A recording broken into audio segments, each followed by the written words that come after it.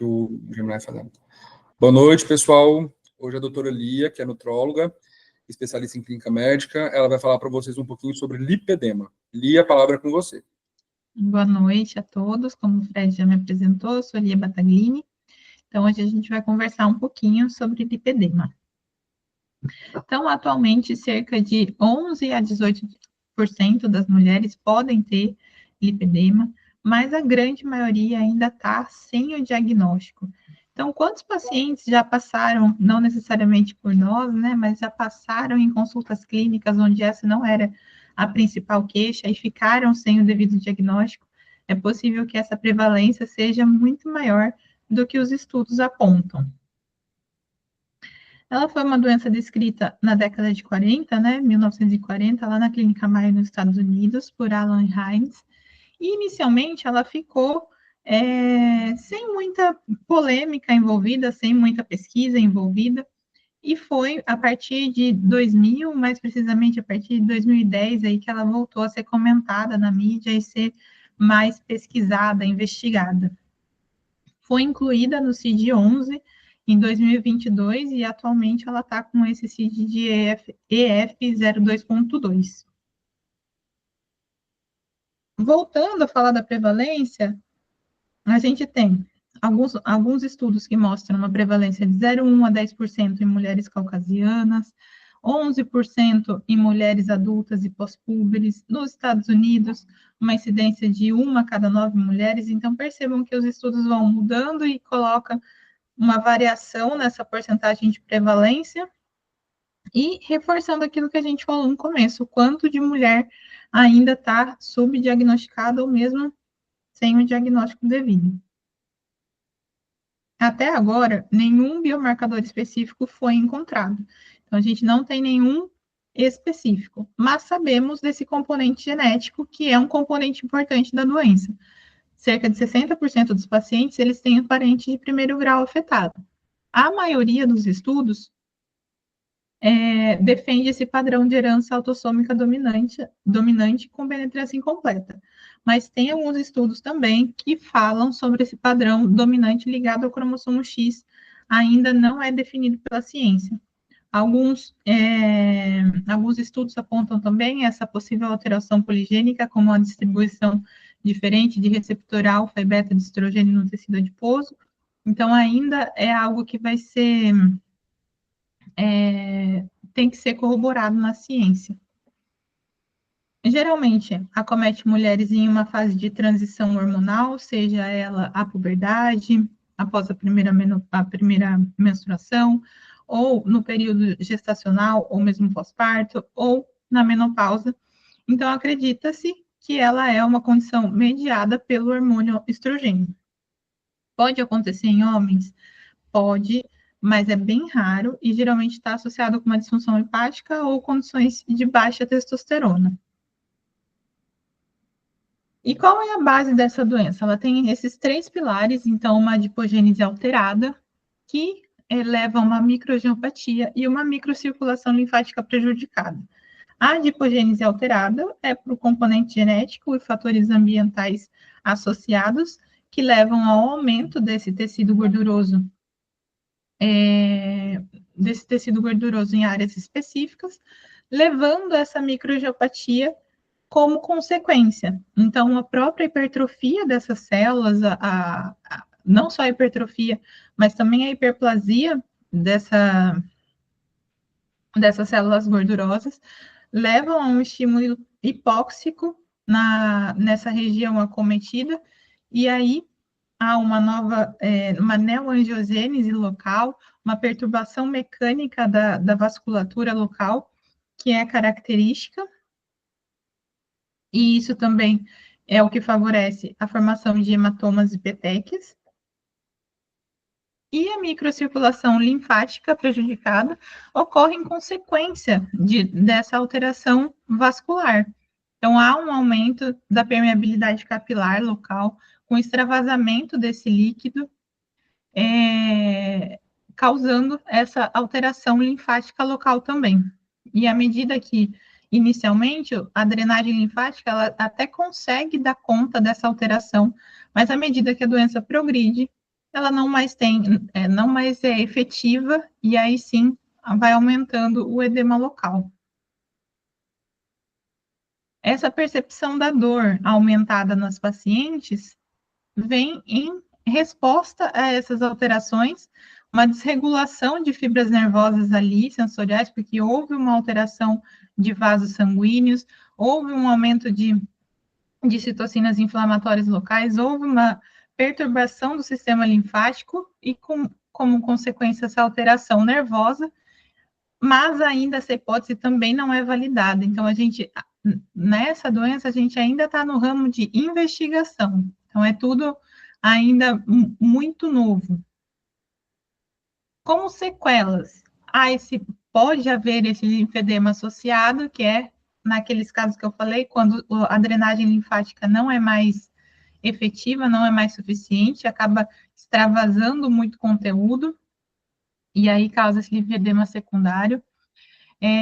Esse acúmulo de gordura excessivo perto das articulações, ela pode macerar a pele, ela pode interferir na marcha por acometer articulações como de joelho ou tornozelo, por exemplo, pode levar a uma artrite secundária. A própria inflamação local aumenta essa formação desses nódulos que são mais dolorosos, que a gente vai conversar ainda sobre eles. E os nódulos próximos aos linfonodos, que são característicos da doença, que aumentam a sensibilidade, faz parte desse padrão doloroso da doença. Aqui é uma imagem de um desses artigos, ainda um pouco antigo, né, de 2020, mas que resume um pouco do que a gente falou. Então, há um componente genético inicial que, por influência de hormônios e outras causas ambientais, aí, sedentarismo, alimentação, enfim, há um aumento de citocinas inflamatórias locais, uma alteração desses receptores de estrogênio que levam a essa hiperplasia e hipertrofia dos adipócitos, que ocasiona um estímulo hipóxico local que vai causar tanto a neuroinflamação local, como a microangiopatia venosa vascular, né? E aí, por consequência, há uma hipermeabilidade aumentada local, uma capilaridade fragilizada, o que aumenta o risco de formação de hematomas e petequias. A próprio aumento dessa permeabilidade pode favorecer o aparecimento do linfedema associado. O estímulo hipóxico por si só já causa uma inflamação local que favorece a fibrose local, que é parte da clínica da doença, a dor que é secundária a essa neuroinflamação local também, a redução da mobilidade por um aumento das células gordurosas. E aqui uma outra imagem também desses artigos, essa é uma imagem um pouco mais recente, mas que mostra um pouco do que a gente falou. Então, aqui, à minha esquerda, um tecido normal, e à direita, um tecido com as células de gordura aumentada, levando a uma desorganização dos vasos sanguíneos e vasos linfáticos também. Esse aumento das células dos adipócitos, aumentando essas citocinas inflamatórias locais, o que causa um aumento da concentração de sódio, um depósito de colágeno aumentado, uma alteração de proteoglicana, formando os nódulos inflamatórios que a gente ainda vai falar também da clínica. Mas percebam que é um círculo que se ativa em si. Então, quanto mais inflamação local, mais forma isso, mais manutenção do quadro como um todo. E aqui é também outra imagem que eu achei legal de compartilhar, mas que fala um pouco da mesma coisa, que é esse ciclo que se retroalimenta. Então, há um aumento do tecido gorduroso, seja por aumento das células, mas também aumento da quantidade das células, mas também do volume das células, que aumenta as citocinas inflamatórias, fazendo esse aumento do colágeno, das proteoglicanas locais, o que causa uma disfunção linfática, uma disfunção vascular e se retroalimenta. essa imagem eu trouxe de um trabalho que é um trabalho cirúrgico, mas achei interessante de compartilhar, porque à minha esquerda estão essas travas fibróticas que são perceptíveis a olho nu, quando em campo cirúrgico, né? E os nódulos que são palpáveis no exame físico. E à direita, nessa cânula, uma cânula de lipoaspiração, dá para ver também os nódulos sendo aspirados, que são parte, né, da base dessa doença, levando à dor, que é uma das principais clínicas. E o quadro clínico da doença? Então, a base é esse aumento circunscrito, bilateralmente simétrico, localizado em tecido adiposo subcutâneo dos membros. Então, há uma hipertrofia bilateral, simétrica, desproporcional do tecido adiposo, a preservação das mãos e dos pés, então, polpa, né, as mãos e pés, tem o sinal de shimmer negativo, então, o sinal de shimmer negativo é quando você pinça o segundo dedo dos pés e consegue fazer, de fato, essa pinça, então, dizendo que esse pé está polpado diferente do shimmer positivo, que geralmente é quando tem uma doença linfática associada. Essa sensação de peso e tensão dos membros afetados, dor à pressão e ao toque, tendência à formação de hematomas, uma circunferência do membro estável mesmo com restrição calórica ou redução do peso, piora dos sintomas ao longo do dia, telangiectasias, e marcações vasculares, né, nos depósitos de gordura, hipotermia da pele. E aqui eu trouxe um pouco da classificação e estadiamento. Ela pode ser conforme a localização, então, quando acontece, esse também é desse artigo um pouco mais antigo, de 2020, quando acontece só no quadril, só na coxa, nas pernas inteiras, no braço ou na panturrilha, ou aqui era o estadiamento 1, 2 e 3, que no estadiamento 1 há pequenos nódulos, tem um edema que pode ser reversível. No estágio 2, esses nódulos estão maiores, podendo chegar ao tamanho de nozes, tem um edema que pode ser reversível ou não. E o estágio 3 já tem uma alteração mais ainda importante, até desfigurante, né? Com esses macronódulos e um linfedema associado. E o que é interessante? Isso de 2020, a gente tinha 3 estadiamentos, mas nos trabalhos mais recentes, o que a gente usa atualmente é o estágio 4, quando tem lipolinfedema associado. Então, até o estágio 3, os pacientes têm esse quadro mais expressivo, esses nódulos maiores, essa desfiguração do membro, muitas vezes, mas no estágio 4 é quando tem o lipolinfedema associado, esse edema crônico, essa fibrose dérmica. E os estágios 1 e 2 mantêm basicamente as mesmas características de antes. E os sintomas e o grau subjetivo do sofrimento têm correlação com o estágio? Não. Por isso, é tão importante que a gente faça esse diagnóstico o quanto antes, porque esse paciente ele já pode estar num sofrimento significativo, ainda que esteja no estágio 1. E o diagnóstico, como que ele se dá? É basicamente história clínica e exclusão de diagnóstico diferencial. Então, a história clínica vai ser um pouco do quadro clínico relatado pelo paciente, aquelas mesmas coisas, uma sensibilidade tecidual, sensação de aperto, tendência excessiva à formação de hematoma, piora dos sintomas ao longo do dia, essa proliferação do tecido adiposo simétrica e desproporcional, poupando mãos e pés. Quando faz o teste da pinça no tecido acometido, ele é no paciente, né, que tem um possível lipedema, ele é muito doloroso, enquanto nas outras partes do corpo não. Então, coisas para nos ajudar nessa prática clínica. E aí eu trouxe esses critérios diagnósticos que servem para nos dar um norte, mas eles também não são padronizados, mas que basicamente é essa deposição bilateral desproporcional da gordura, principalmente em membros inferiores, podendo acometer também os braços, mas polpa, mãos e pés.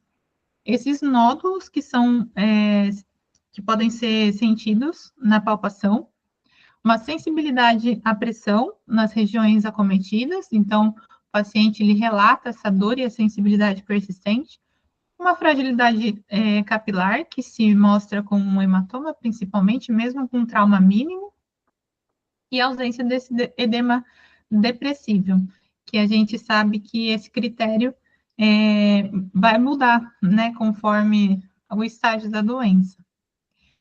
E aí, nos exames de imagem, se essa hipoderme espessada não tem refluxo dérmico, ajuda a excluir linfedema, que no linfedema ele tem esse refluxo. A análise de composição corporal, ela vai ajudar a mostrar essa alteração do depósito de gordura, principalmente nos membros, e as avaliações funcionais que são para avaliar mais a qualidade de vida ou a função física, ajudam a avaliar o impacto e a progressão da doença. Ainda nos diagnósticos diferenciais, eu trouxe essa tabelinha que eu achei bem legal, porque ela mostra a comparação do lipedema com os seus principais diagnósticos diferenciais, que é a lipohipertrofia, obesidade e linfedema. Então, com relação ao sexo, aí o lipedema é predominantemente em mulheres, enquanto as outras três pode acometer o sexo feminino e o sexo masculino. A história familiar, que tem um componente importante no lipedema, mas tem também na obesidade. A questão da simetria, uma característica significativa do lipedema. O fato de poupar os pés e as mãos. É sempre no lipedema, nas outras não há essa... pode haver, né, o acometimento desses membros. O aumento do tecido adiposo, que acontece basicamente em todos, não é bem um diferencial. Essa desproporção é um diferencial. O edema, que vai depender do estágio da doença. A tendência a hematoma, que é bem característica do lipedema. E a influência da dieta, que há um componente de influência da dieta, mas também há na obesidade. E o que é importante do médico que for avaliar, fazer essa diferenciação. Porque 50% dos pacientes diagnosticados com lipedema são também obesos. Então, tem obesidade associada, mas isso não necessariamente é uma regra. Então, a gente precisa diferenciar o que é obesidade e o que é lipedema, ou se o paciente tem os dois.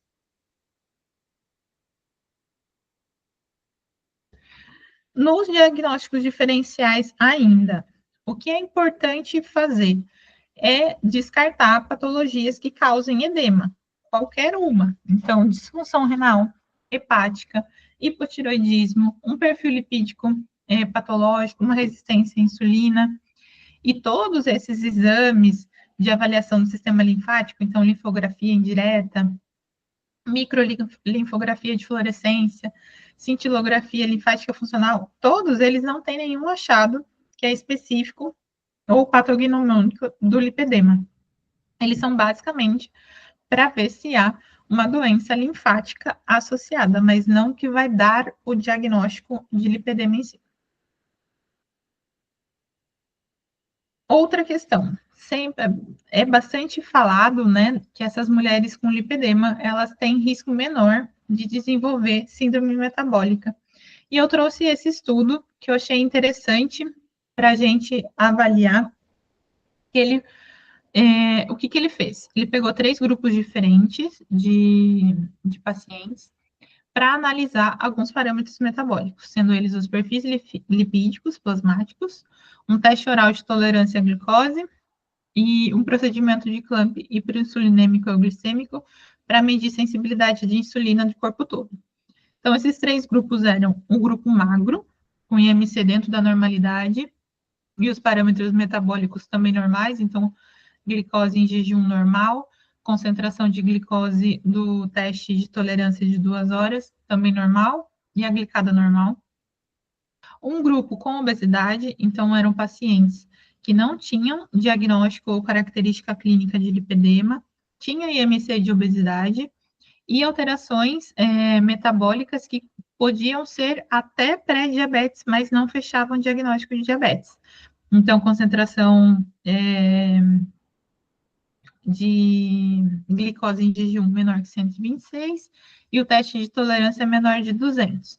E um grupo que tinha obesidade e características clínicas de lipedema, então era feito o diagnóstico clínico de lipedema nos pacientes que tinham um IMC de obesidade e mantinham os mesmos parâmetros metabólicos do grupo de obesidade. Esses grupos foram pareados, né, para idade, IMC, massa. E quais foram os resultados?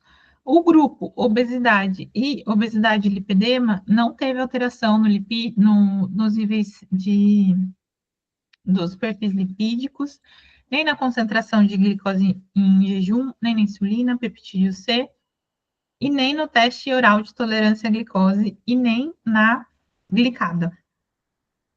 Porém, ele teve uma diferença na sensibilidade à insulina de corpo todo, sendo 48% maior no grupo lipedema.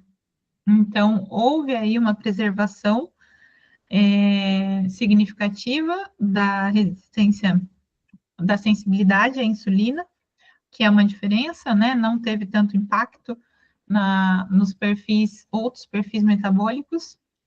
E quando comparado esse grupo com o grupo obesidade e lipedema com o grupo magro, todos teve alterações, né, de disfunção metabólica, então alteração de glicose plasmática em jejum, peptídeo C, triglicérides, teste oral de tolerância à glicose de 2 horas, a glicada, enfim, mas daí tem essa questão da obesidade junto. Então, a principal diferença é que há uma diferença de sensibilidade à insulina, mas na prática clínica isso tem que ser muito bem avaliado, porque o perfil metabólico fica ainda prejudicado. Quando a gente vai fazer a avaliação corporal, o método de referência, o método padrão ouro, é a DEXA. Por quê? Porque ela consegue definir com mais precisão a quantidade de tecido adiposo do tronco e membros, e aí consegue dar essa avaliação melhor do que pode ser lipedema ou obesidade, mas é um método com alto custo, um método que há um conhecimento técnico especializado, é um método também que há contraindicações. Já a bioimpedância é um método que é relativamente confiável, não é invasivo, é baixo custo e consegue também fazer essa discriminação de massa gorda e massa livre de gordura. Mas, por conta da interferência do estado de hidratação, é importante fazer uma análise crítica do resultado, porque esses pacientes com lipedema, eles têm um aumento da água extracelular. Então, é preciso ter essa visão crítica no resultado para avaliar esse paciente. E o tratamento e manejo da doença? O principal objetivo do tratamento conservador é aliviar sintomas. Não necessariamente é melhorar a aparência da extremidade ou é diminuir a circunferência do membro, é melhorar sintomas. Então, quais são os componentes desse tratamento conservador? Terapia compressiva, drenagem linfática manual, né? Aí a regularidade vai ser dependendo de cada caso. Fisioterapia e terapia por exercício, terapia psicossocial, aconselhamento dietético e controle do peso e educação do paciente sobre essa autogestão da doença. O tratamento conservador, ele pode sim ter redução do volume, uma redução menos expressiva, de 5 a 10%. Ele pode levar à diminuição da sensibilidade, essa diminuição da dor, sensação de aperto dos membros, e ele principalmente previne complicações associadas, como lesões dermatológicas, por exemplo, e também previne que isso continue evoluindo, que a doença continue evoluindo. Agora a gente vai falar de alguns aspectos dentro do tratamento conservador, começando pela terapia nutricional. Então, não há um consenso de abordagem nutricional mais eficaz no tratamento do lipedema. não tem uma dieta específica, com respaldo científico, porque não há estudos publicados com um ensaio clínico randomizado, controlado sobre o tema. Então, todas as abordagens atuais, elas são empíricas, baseadas nessa redução do peso e uma proposta mais anti-inflamatória, com aumento de componentes antioxidantes para melhorar todo esse perfil inflamatório da doença. Mas é tudo com base empírica e principalmente no controle, com esse foco no controle do peso. Uma dieta que é muito falada no lipedema é a dieta cetogênica. Então, ainda que ela seja muito defendida, muito falada, os estudos são poucos. Eles têm 2 estudos que mostraram melhora com o padrão cetogênico em indivíduos com lipedema. E nesses estudos, o principal apontamento é essa redução do peso corporal de uma forma mais rápida e as melhoras dos sintomas, da dor e da qualidade de vida. Mas não há estudos a longo prazo. Então, isso é algo para a gente ficar de olho. A sociedade italiana coloca porque há muito baixa em calorias, né? E a low carb, high fat mais eucalórica. A muito baixa em calorias, a sociedade italiana coloca como 700 a 800 calorias por dia, com 30 a 50 gramas de carboidrato por dia, que dá um total de 13%, a proteína e a gordura por volta de 43, 44%. O que é muito importante também é que nesses indivíduos há um potencial déficit nutricional de vitaminas, como vitaminas do complexo B, vitamina C, vitamina E, alguns minerais, o sódio, potássio, magnésio, cálcio, ácidos graxos ômega 3, e aí, nesses casos, é interessante fazer a suplementação, se for necessário, de acordo com as recomendações internacionais. Esses são os 2 estudos que tem de dieta cetogênica. Percebam que eles são extremamente pequenos, né, por um curto espaço de tempo. Então, um é feito com uma mulher e o outro é o Lipodiet, que foi com 9 mulheres, feito por 13 semanas. A gente vai falar um pouquinho mais dele, mas percebe como a base científica para indicação dessa dieta específica é bem baixa. Então, sobre o Lipodiet, como que foi esse estudo? Foi com a intenção de avaliar uma dieta low carb, high fat, eucalórica, e avaliar o impacto na dor e qualidade de vida em indivíduos com lipedema.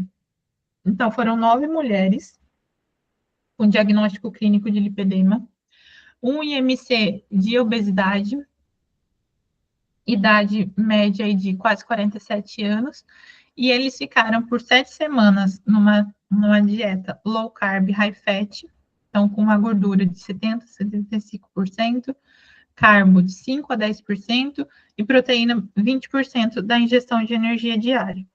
E depois, as 6 semanas finais do estudo, era uma dieta mais, eles colocam como recomendações nutricionais nórdicas, mas era uma dieta mais equilibrada. E avaliou a dor, com uma escala de visual analógica, a qualidade de vida, um questionário de lipedema, peso e composição corporal, tanto no início do estudo, na semana 7 e na semana 13. E aí, os resultados foram que houve uma redução do peso, principalmente até a semana 7, mas que era mantida até a semana 13. Houve uma redução da circunferência de cintura, do quadril, da panturrilha, todas até a semana 7, mas mantidas até a semana 13. Não houve diminuição da circunferência de coxa. Quando a gente avalia a dor também diminuiu, principalmente até a semana 7, e depois retornou aos níveis iniciais na semana 13, e houve aumento, sim, da percepção de qualidade de vida aí por todo o período.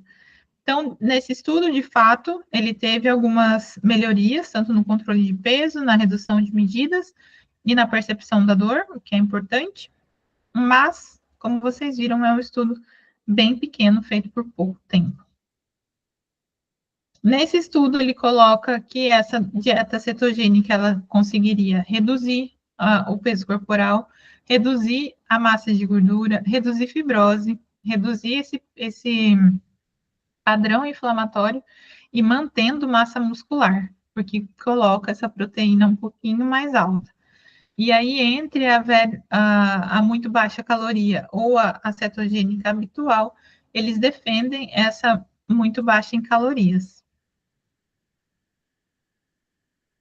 Outra dieta que é muito, muito falada nesse meio do lipedema é a dieta mediterrânea. E as duas, elas vão ter vantagens e desvantagens. A dieta cetogênica, ela pode contribuir para a perda de peso, aparentemente pode ter um componente de melhora da inflamação, mas está também associada a deficiências nutricionais, escolhas alimentares limitadas pela quantidade de caloria, pela restrição, enfim, e não tem pesquisa a longo prazo. Já a dieta mediterrânea, ela já é uma dieta mais bem estudada no sentido de promoção de nutrientes para o paciente, então ela é rica em nutrientes, e também, sabidamente, tem um papel de promoção de saúde cardíaca, tem propriedades anti-inflamatórias, mas na perda de peso em si e no lipedema, ela tem seus efeitos limitados, até porque não tem estudos feitos com lipedema em pacientes em uso de uma dieta mediterrânea. Aí, ainda de terapia nutricional, mas mais com foco em suplementos. Esse foi o único estudo que eu achei pertinente mostrar aqui na aula, que foi um estudo de vitamina D, foi feito em pacientes cirúrgicos, então seria pacientes que seriam submetidos à cirurgia de lipoaspiração.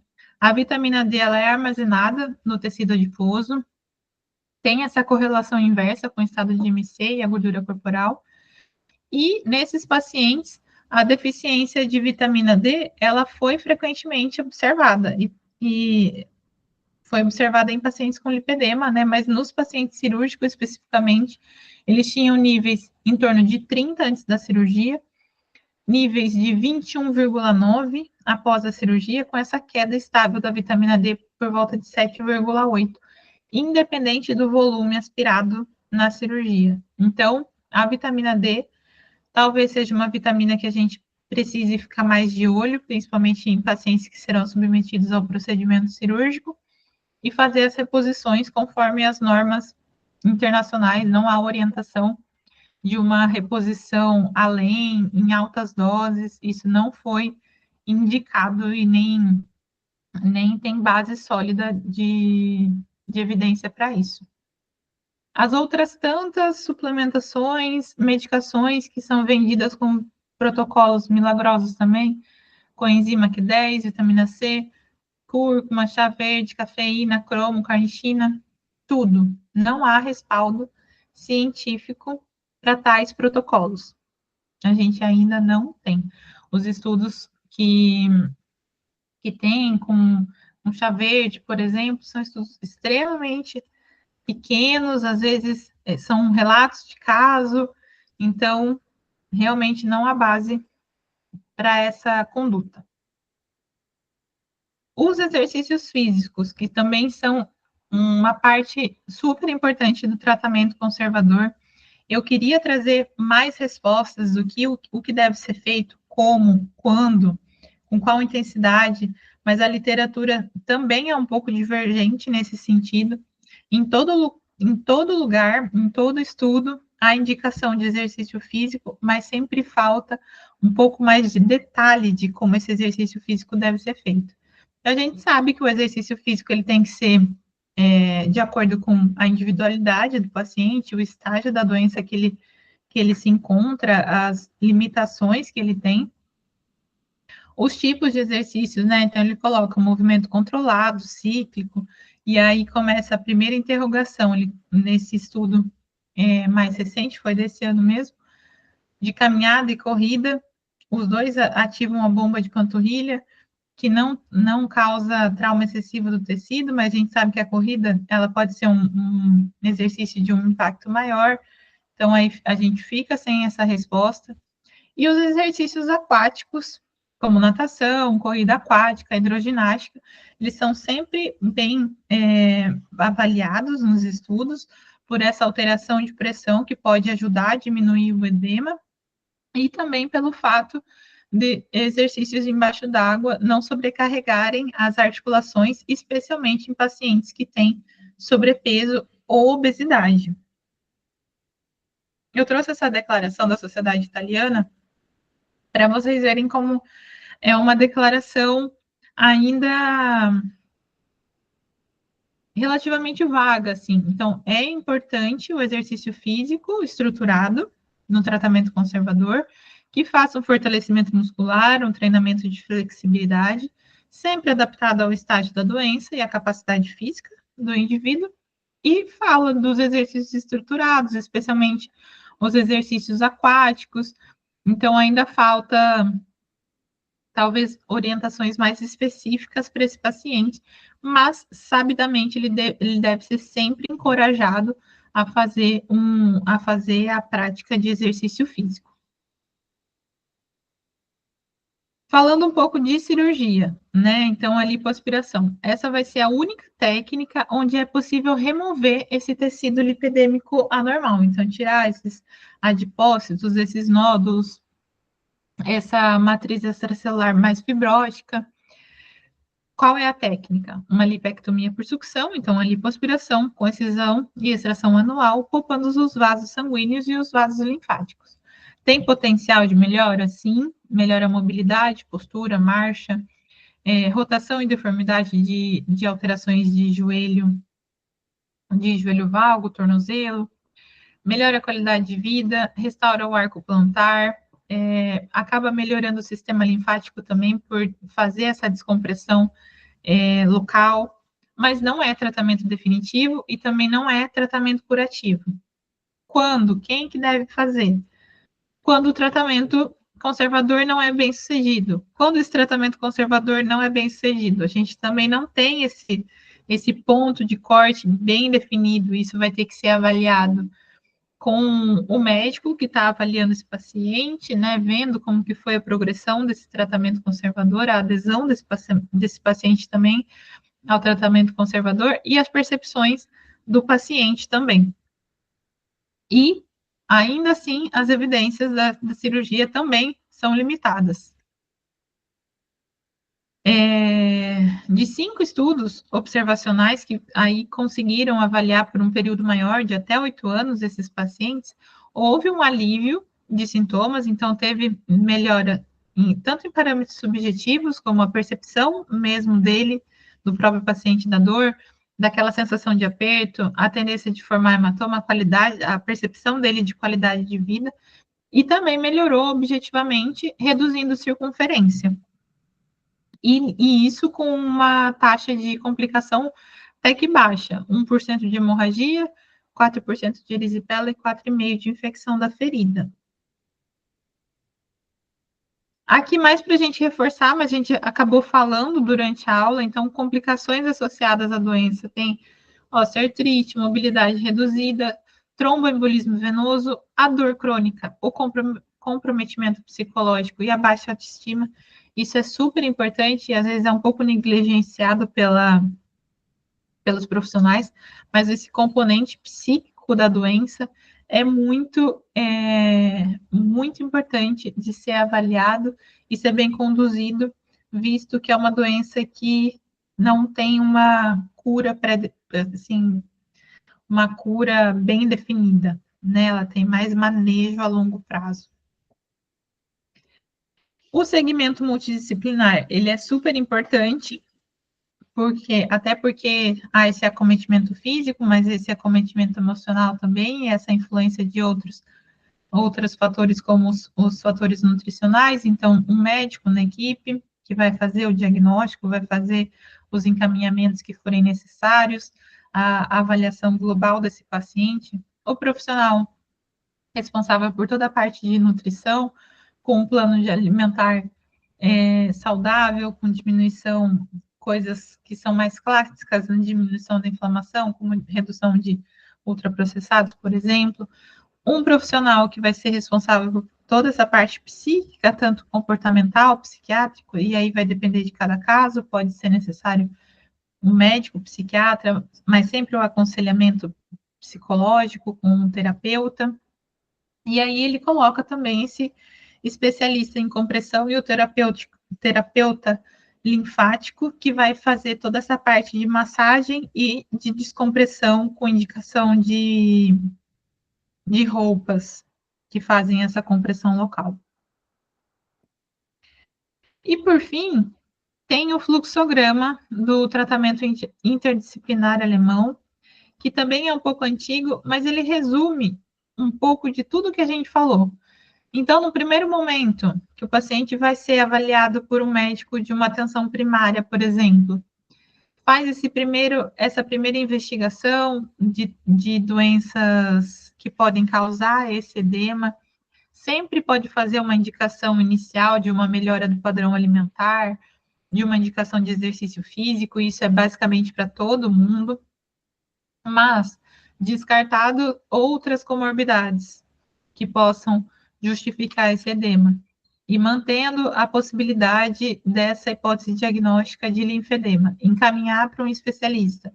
Esse especialista vai fazer o diagnóstico diferencial mais preciso daquele, basicamente aquilo que a gente estava conversando entre obesidade, linfedema, que ficam mais próximos entre si, vai fazer uma avaliação física também mais precisa, mais específica, aí vai fazer os encaminhamentos necessários, as orientações necessárias, vai definir o estágio da doença, e aí, com base nisso, vai conseguir propor metas a longo prazo, como será esse acompanhamento, avaliar também em períodos maiores a melhora da qualidade de vida, a melhora da sensação da dor, e fazer todos os cuidados necessários e, eventualmente, até encaminhar para uma cirurgia, se assim for visto como melhor alternativa para esse paciente. E aqui estão as referências. Acho que é isso.